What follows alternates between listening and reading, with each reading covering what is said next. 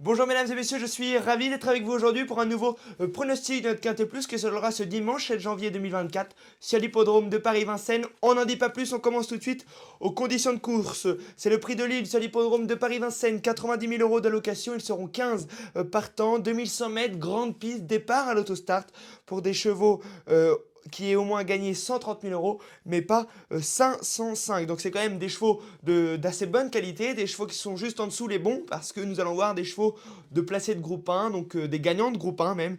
Donc nous allons analyser cette course. Voilà, je crois que j'ai tout dit pour les conditions de ce prix de Lille. Et on va tout de suite maintenant passer au pronostic.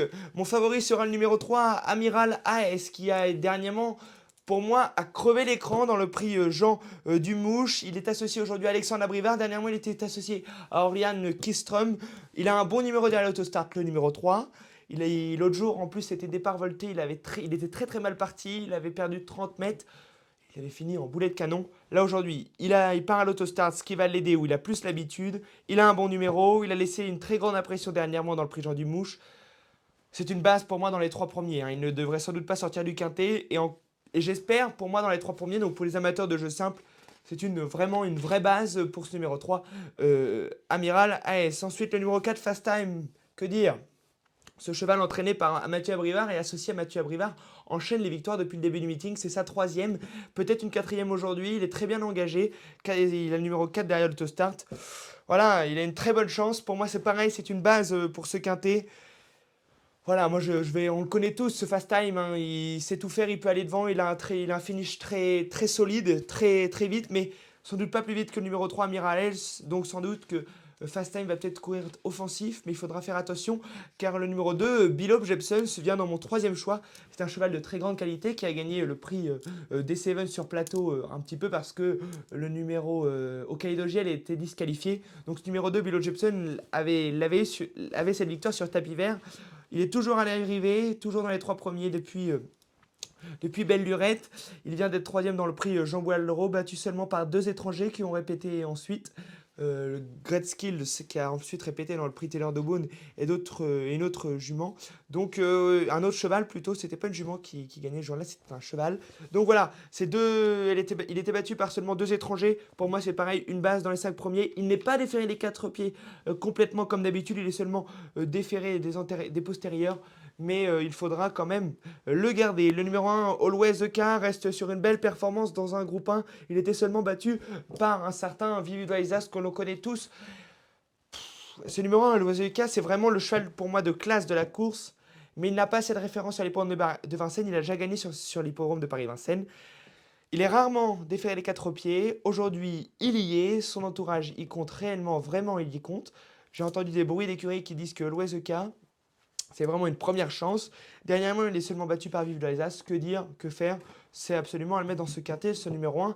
Always EK, le numéro 5, Sayonara, s'est très bien comporté au début Vincennes en finissant quatrième dans un lot similaire. Bianco Petosulki, comme lors de sa dernière sortie, elle est déférée les quatre pieds. Il est déféré les quatre pieds aujourd'hui. C'est une jument de qualité. Elle a une bonne chance pour ce numéro 5. Sayonara, il faut absolument la garder. Comme le numéro 8, Imatra AM, qui reste sur deux bonnes sorties face aux meilleurs de la génération. Elle est placée de groupe 1. Hein. L'année dernière, elle était deuxième du Continental, seulement battue par le champion, le crack Ida Otia. Elle a le 8 à la voiture, ce qui n'est pas du tout un bon numéro. Mais elle est associée à Eric Raffin qui va peut-être pouvoir faire un peu qui va peut-être réussir à bien la placer pour qu'elle mette sa pointe finale qui est très acérée dans la ligne droite finish. Allez, on finit mon pronostic avec le numéro 9, Goéland de Fort.